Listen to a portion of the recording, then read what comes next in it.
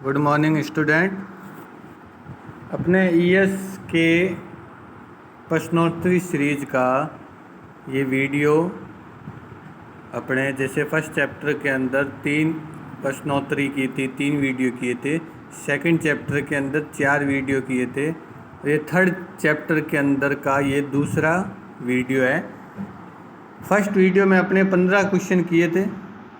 ठीक है, अपने जो पार्ट चल रहा था वो था उद्यमिता कौशल। ठीक है, उद्यमिता कौशल के 15 क्वेश्चन अपने किए थे। 16 नंबर क्वेश्चन है, उपभोक्ता फोरम क्या है। उपभोक्ता फोरम एक अदालत की तरह है।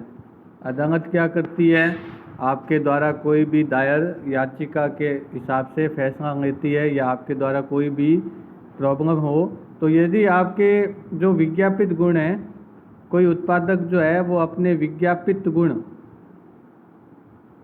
और जो एक्चुअल गुण है उसमें फ़र्क करता है, तो वो क्या है आपके, तो आप उसकी शिकायत कहाँ कर सकते हो, उपभोक्ता फोरम में कर सकते हो। तो ये उपभोक्ता फोरम जो है वो उपभोक्ता संरक्षण अधिनियम 1986 के अंतर्गत इसको मान्यता प्राप्त है। उपभोक्ता संरक्षण अधिनियम 1986 आया था, जिसके अंतर्गत उपभोक्ता फोरम को गठित किया गया। ये हर डिस्ट्रिक्ट लेवल पे इसकी फॉर्म होती है। ये यहाँ पे आप जाकर अपनी कोई भी परेशानी है, जो भी आपने वस्तु का, आपको उपभोक्ता होना ज़रूरी है, यानी आप कोई वस्तु का खरीदार होना ज़रूरी हो, तभी उसके बाद जो है आपको इस फॉर्म के अंदर आप अपनी याचिका दायर कर सकते हैं। उपभोक्ता, ये नेक्स्ट क्वेश्चन यही आया हुआ है, उपभोक्ता संरक्षण अधिनियम कब हुआ था पारित, आपके 1986 के अंदर, 1986 के अंदर पारित हुआ था। नेक्स्ट क्वेश्चन है, उपभोक्ता संरक्षण अधिनियम में कौन कौन से अधिकार दिए हुए हैं। उपभोक्ता संरक्षण अधिनियम में आपको 6 अधिकार दिए गए।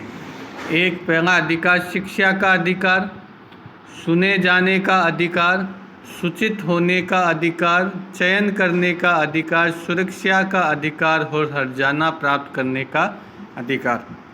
ये 6 अधिकार जो है वो आपको एकदम याद करने हैं, क्योंकि इन 6 अधिकारों के ऊपर क्वेश्चन पूछे जाते हैं कि इनमें में से कौन सा अधिकार प्राप्त है या नहीं है। जैसे पिछले साल क्वेश्चन पूछा गया कि बदला लेने का अधिकार, ये अधिकार है या नहीं है उपभोक्ता फोरम में अंदर, तो ये अधिकार नहीं है। क्या अधिकार है, हर्जाना प्राप्त करने का अधिकार है, न कि बदला लेने का अधिकार है। नेक्स्ट क्वेश्चन है SWOT। SWOT क्या है, SWOT, strength, weakness, opportunity, threat. Strength का मतलब शक्तियाँ, स्ट्रेंथ का मतलब शक्तियाँ, W का मतलब वीकनेस, कमजोरियाँ। ठीक है, O का मतलब अवसर यानी अपॉर्चुनिटी। T का मतलब थ्रेट यानी खतरे। ठीक है, तो ये पूरा नाम हो गया SWOT का, SWOT का पूरा नाम क्या हो गया, शक्तियाँ, कमजोरियाँ, अवसर और खतरे। तो SWOT के अंतर्गत जो है, किसी संस्था के अंतर्गत इसका विश्लेषण, SWOT विश्लेषण कहते हैं उसको, वो किया जाता है, जिसके अंतर्गत आंतरिक शक्तियाँ, ठीक है ना, आंतरिक शक्तियाँ, ठीक है, आंतरिक कमजोरियाँ। तो ये दोनों जो हैं S और W, ये दोनों आंतरिक हैं। क्या है ये, आंतरिक, यानी किसी संस्था के अंदर उपस्थित होते हैं। किसी संस्था की खुद की शक्तियाँ हो सकती है, किसी संस्था की खुद की कमजोरियाँ हो सकती है। और ये जो आगे वाले O और T है, ये बाह्य है। ये दोनों क्या हो गए, आंतरिक, और ये दोनों क्या हो गए, बाह्य। बाह्य क्या है, खतरे या अवसर। जो अवसर प्राप्त होते हैं अपने को किसी संस्था में, तो वो बाहर से प्राप्त होते हैं, बाहरी वातावरण से प्राप्त होते हैं। तो वो क्या, O क्या हो गया, बाहरी वातावरण से प्राप्त अवसर। T क्या हो गया, बाहरी वातावरण से प्राप्त खतरे। अवसर और खतरे हमें बाहरी वातावरण से प्राप्त होते हैं, और शक्तियाँ और कमजोरियाँ वो आंतरिक वातावरण में रहती है। तो इसको ध्यान से समझना, आंतरिक है ये दोनों और ये दोनों बाह्य। अब देखा जाए एक दूसरा क्वेश्चन भी इसके अंदर पूछता है, कौन अपने शॉर्ट के अंदर कौन से आगे बढ़ने में सहायक है और कौन से किसी संस्था को पीछे ले जाते हैं। तो शक्तियाँ और अवसर जो है, आंतरिक की शक्तियाँ और बाह्य का अवसर, आंतरिक बाह्य पढ़ेंगे या पढ़ेंगे, तो आंतरिक शक्तियाँ और बाह्य अवसर जो है वो संस्था के लिए लाभदायक होते हैं, और जबकि बाहरी ये आंतरिक कमजोरियाँ और बाहरी खतरे जो हैं वो आपको किसी संस्था को पीछे ले जाते हैं या संस्था के लिए हानिकारक होते हैं। तो इसको एकदम अच्छी तरीके से मैंने अभी आपको बता दिया है। शॉर्ट का पूरा नाम क्या है? शक्तियाँ, कमजोरियाँ, अवसर, खतरे। शक्तियाँ, कमजोरियाँ आंतरिक है, अवसर और खतरे बाह्य। शक्तियाँ और अवसर जो है वो सहायक है, ये अपने कमजोरियाँ और खतरे जो है वो असहायक है या सहायता नहीं करते हैं। तो यहाँ पे 20वां क्वेश्चन ये है कि शॉर्ट के आंतरिक कारक कौन से हैं? एस और डब्ल्यू। शॉर्ट के बाह्य कारक कौन से हैं? ओ और टी। ठीक है, तो ये समझ आ गया आपको। नेक्स्ट क्वेश्चन है, मनुष्य द्वारा अपनी क्षमताओं के से कुछ नयापन लाने को क्या कहते हैं? सृजनात्मकता। सृजनात्मकता का अर्थ ही ये होता है कि आप कुछ नया करें, अपनी योग्यता और अपनी क्षमताओं से कुछ नया करना क्या कहलाता है? आपका सृजनात्मकता। ठीक है। नेक्स्ट क्वेश्चन है आपके, मशीन या उपकरण स्थापित करने के नक्शे को क्या कहते हैं? लेआउट। तो आप अपने प्रैक्टिकल लैब आपने देखी होगी, तो इसमें मशीनों का जो ये आपके ऐसे चौकी बनी हुई है, उसके ऊपर ऐसे मशीन इंस्टॉल है, इसके बीच में गैप है, इसके इधर की तरफ आप राइट साइड में देखोगे गैप है, इधर की तरफ थोड़ा गैप रखा हुआ है खड़े होने के लिए। तो ये इसका क्या है? लेआउट कहलाता है, लेआउट कहलाता है। ठीक है।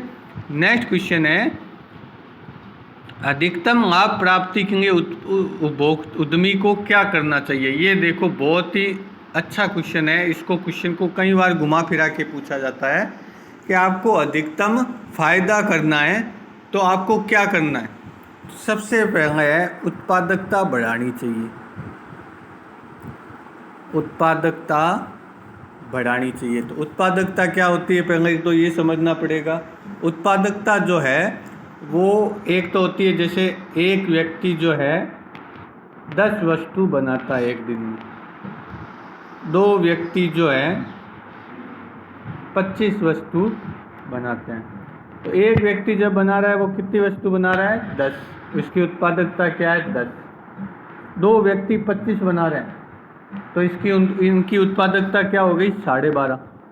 12.5। 2 व्यक्ति काम कर रहे हैं तो 25 वस्तु बना रहे हैं तो 12.5 होगी।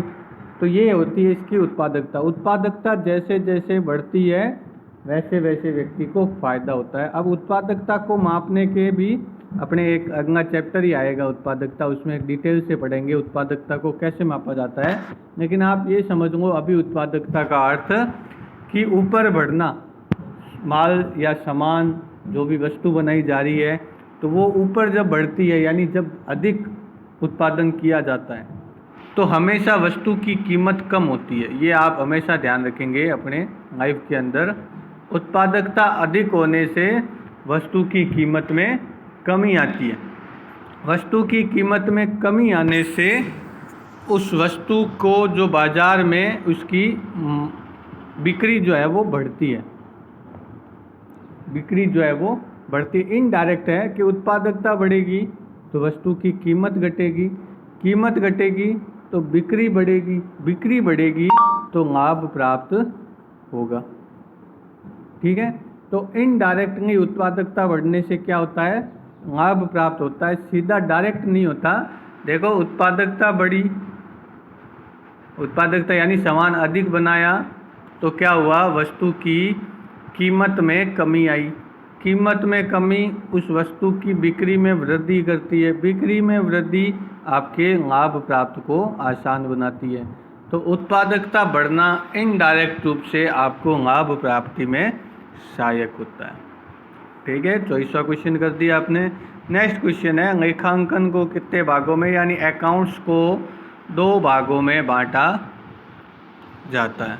ठीक है, 2 भागों में बांटा जाता है। बही खातों से क्या जानकारी प्राप्त होती है? व्यापार का लाभ और हानि और आर्थिक स्थिति। लाभ होगा या व्यापार को, या हानि होगी व्यापार को, या उसकी आर्थिक स्थिति। आर्थिक स्थिति का मतलब हो गया कि वो जो व्यापार है वो लाभ में है या हानि में।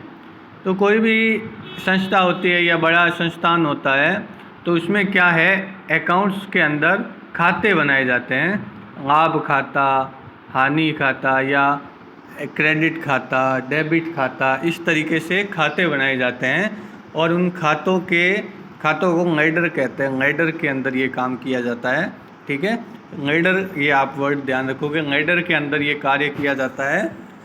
और इसके अंतर्गत क्या किया जाता है, हर एक कार्य जो भी लेन देन किया जा रहा है उसको लेडर के अंदर उसको दर्ज किया जाता है। तभी आप साल भर बाद यदि आपने कुछ भी इस तरीके से कार्य नहीं किया है, अपने अकाउंट्स नहीं बनाए, खातों को सही तरीके से मैनेज नहीं किया है, तो अंत में आपका व्यापार जो है वो लाभ प्राप्त कर रहा है या हानि प्राप्त कर रहा है, आपको उसकी एक्चुअल आर्थिक स्थिति का पता नहीं चलता है। तो आपको कोई भी व्यापार कर रहे हैं, कुछ भी कर रहे हैं, तो आपको अकाउंट्स का काम प्रॉपर तरीके से करना चाहिए। तो ये ज़रूरी है, इसलिए इस चैप्टर के अंदर ये अकाउंट से संबंधित भी कुछ चीज़ें दी हुई है कि लेखा शास्त्र के अंतर्गत क्या क्या किया जाता है।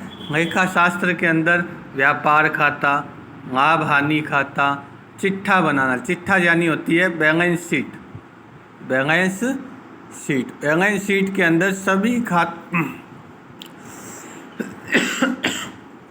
जो भी आपने खाते बनाए, व्यापार खाता, लाभ हानि खाता, उन सारों को एक लास्ट में बैलेंस शीट बनाई जाती है, चिट्ठा जिसको कहते हैं, जिसके या तलपट भी कहा जाता है इसको, कई जगह पर तलपट। ठीक है ना। तो ये क्या बताता है, आपके खाते शुद्ध है अशुद्ध है, इस तरह की जानकारी आपको देती है। नेक्स्ट क्वेश्चन है, खातों की शुद्धता ज्ञात करने में जो सूची बनाई जाती है, ये आ ही गया आपके। खातों की शुद्धता ज्ञात करने के लिए क्या बनाया जाता है, तलपट बनाया जाता है।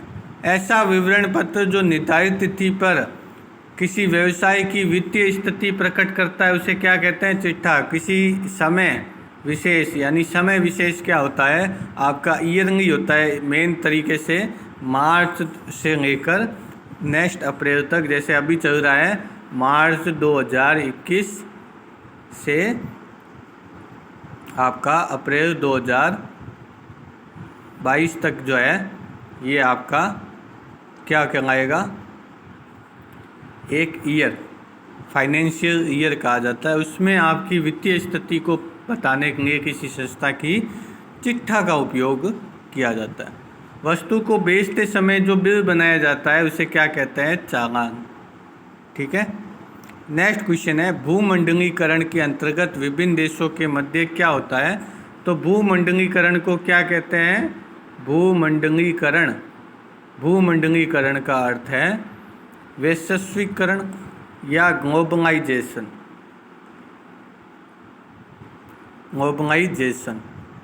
तो ग्लोबलाइजेशन के अंतर्गत क्या होता है, किसी एक देश की अर्थव्यवस्था को किसी दूसरे देश की अर्थव्यवस्था के लिए ओपन कर देना, इसको क्या कहते हैं, भूमंडलीकरण।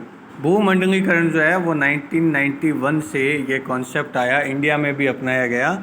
जो FDI है, फॉरेन डायरेक्ट इन्वेस्टमेंट, जो विदेशों से सीधा इन्वेस्टमेंट लिया जाता है, तो ये भूमंडलीकरण का परिणाम है।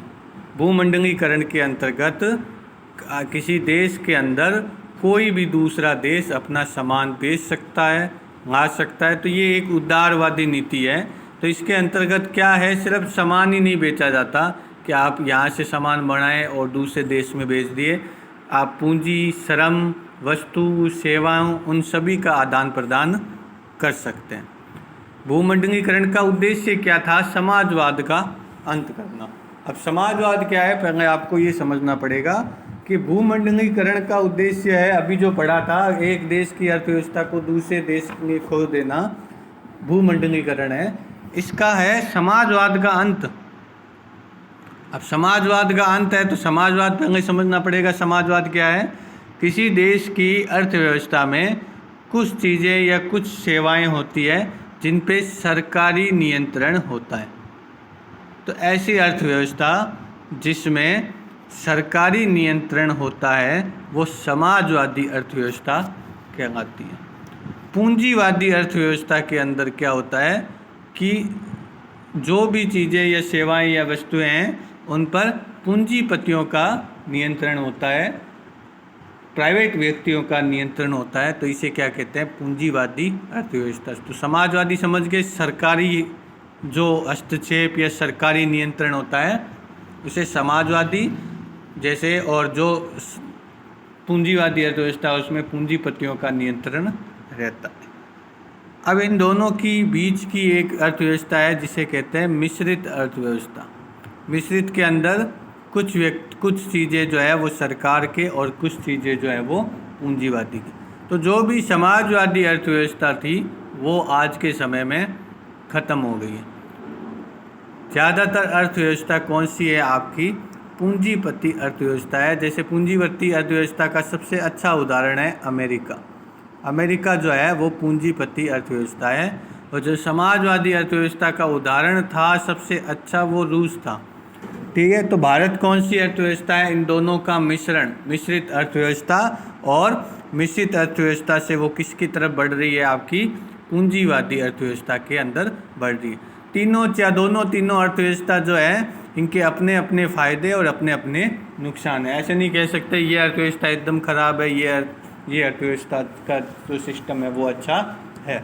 सभी के अपने फ़ायदे होते हैं और सभी के अपने नुकसान होते हैं जो अपने तर्कों के हिसाब से व्यक्ति बताते हैं। तो भूमंडलीकरण से सरकारी हस्तक्षेप को कम किया जाता है। तो इससे क्या हो गया? समाजवाद का अंत हो गया, उदार नीतियाँ हो गया, प्रतिस्पर्धा को बढ़ावा मिलता है ना। इससे क्या मिलता है? आपके प्रतिस्पर्धा को बढ़ावा मिलता है। तो अपने नेक्स्ट क्वेश्चन करते हैं। प्रत्येक देश के भूमंडलीकरण को अपनाने का मेन उद्देश्य या मेन कारण क्या है? कोई भी देश जो है वो आत्मनिर्भर नहीं है। आत्मनिर्भर नहीं है। आत्मनिर्भर क्यों नहीं है कोई भी देश? क्योंकि कोई भी देश ऐसा नहीं है जो सभी वस्तुओं का प्रोडक्शन करता हो। कुछ ना कुछ चीज़ें होगी जो भौतिकता के कारण यानी भौतिक वातावरण के कारण किसी और देश में ही आती होगी। ठीक है, जैसे अपने राजस्थान का देखें तो राजस्थान के अंदर शीशा, जस्ता, ठीक है, टंगस्टन, ये धातुएं जो बहुत बहुतायत से मिलती है, इस पे एकाधिकार कहा जाता है। राजस्थान का एकाधिकार है, यहीं पे होती है वो। अब वहाँ की जगह नहीं होती है तो यहीं पे होती है। तो ये भौतिक कारण है, इस कारण से ये हो रहा है। तो कोई भी राज्य या कह दो या कोई भी क्षेत्र कह दो, वो एक क्षेत्र में अच्छा हो सकता है, हर एक क्षेत्र में वो आत्मनिर्भर नहीं हो सकता। तो पेट्रोल जो है, पेट्रोल दूसरी देशों से अपने यहाँ पे आयात करते हैं और कुछ चीज़ें जो है वो अपने निर्यात करते हैं। तो आयात निर्यात जो है वो करना पड़ता है क्योंकि कोई भी देश आपस में आत्मनिर्भर नहीं है।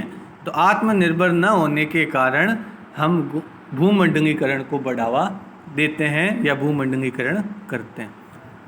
नेक्स्ट क्वेश्चन है आपका 34वां क्वेश्चन। एक व्यापार में शुरू से जुड़े हुए व्यक्ति को क्या कहते हैं? उद्यमी। तो ये अपने क्वेश्चन किया था, उद्यमी, उद्यमिता।